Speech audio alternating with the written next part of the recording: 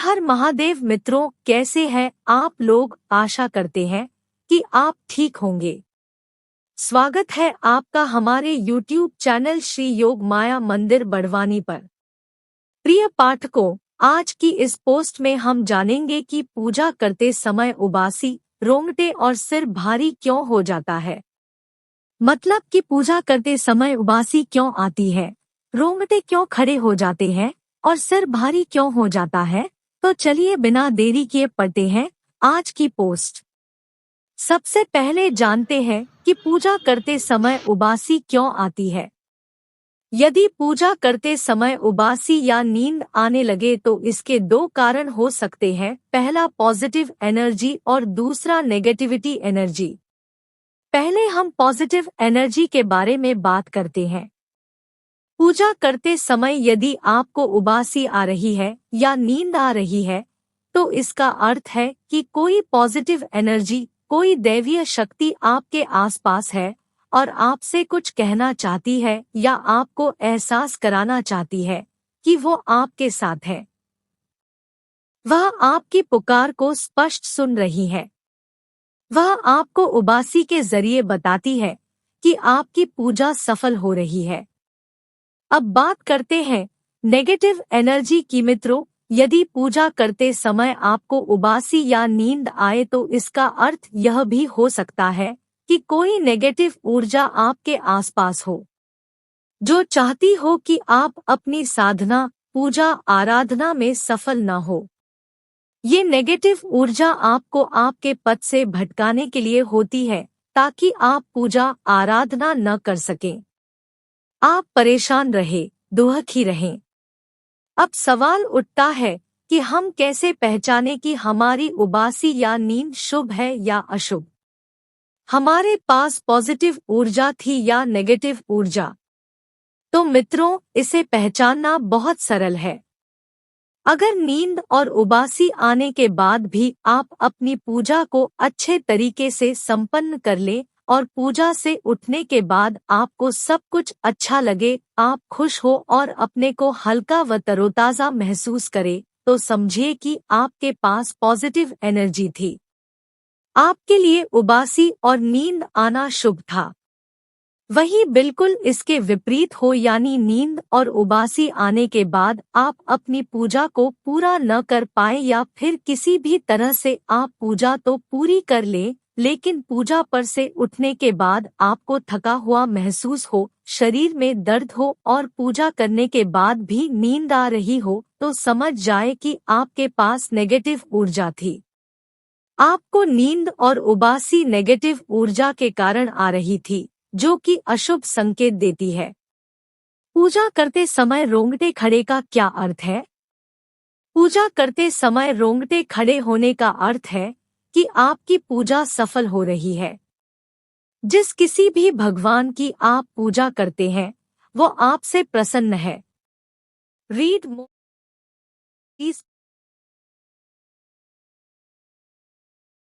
सिर भारी होने का क्या अर्थ है? मित्रों, पूजा करते समय सिर भारी होने का कारण है पॉजिटिव और नेगेटिव ऊर्जा। पूजा करते समय दोनों एनर्जीजियों में से कोई एक एनर्जी शरीर में प्रवेश करती, जिसका उद्देश्य होता है पाठ या स्तुति को सुनना। जब तक वह एनर्जी शरीर के अंदर रहती है तब तक पूजा करते समय सिर भारी होना, शरीर में दर्द होना, अकड़न होना जैसी संभावना होती है। पॉजिटिव ऊर्जा के शरीर में प्रवेश करने पर जब तक पूजा करेंगे तब तक ही आपके सिर में दर्द रहेगा या फिर सिर भारी रहेगा। वहीं अगर नेगेटिव ऊर्जा की बात करें तो यह शरीर में प्रवेश करने के बाद जब तक आप पूजा करते तब तक तो सिर में दर्द और भारीपन रहता ही है, बल्कि पूजा से उठने के बाद भी सिर दर्द और भारीपन रहता है। मित्रों, पॉजिटिव ऊर्जा कौन सी होती है ये तो आप सभी जानते हैं।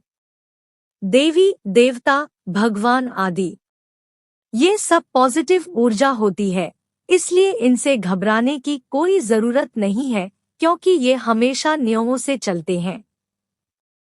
लेकिन जो नकारात्मक ऊर्जा होती है इनसे थोड़ा बचाव की जरूरत होती है।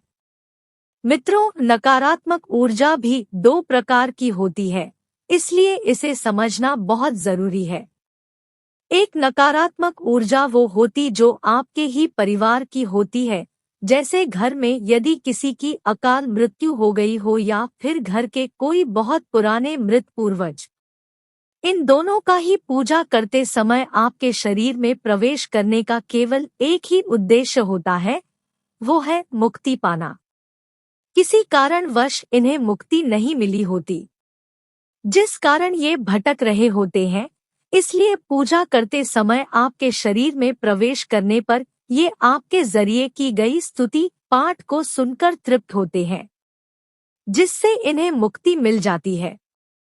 दूसरी नकारात्मक ऊर्जा वो होती है जिनसे आपका कोई रिश्ता नहीं होता। ये बाहरी नकारात्मक ऊर्जा होती है जो किसी के भी प्रति आकर्षित हो जाती है। जैसे कि यदि किसी नकारात्मक ऊर्जा को आप या आपका रहन सहन अच्छा लगता हो, तो वो आपको पाने के लिए आपके शरीर में प्रवेश करेगी, या फिर आपके जरिए किसी उद्देश्य को पूरा करने के लिए आपके शरीर में प्रवेश करेगी। पूजा पाठ करने से मन शुद्ध होता है, इसलिए आपके पूजा पाठ करने से इन आत्माओं को परेशानी होती है। इनका अहम लक्ष्य होता है आपको पूजा पाठ से भटकाना, दूर रखना, जिससे कि आप पूजा ध्यान आदि न कर सके और आपके घर पर इनका राज हो। इसलिए पूजा करते समय ये शरीर में प्रवेश करती है, जिससे आपका सिर भारी होने लगता है।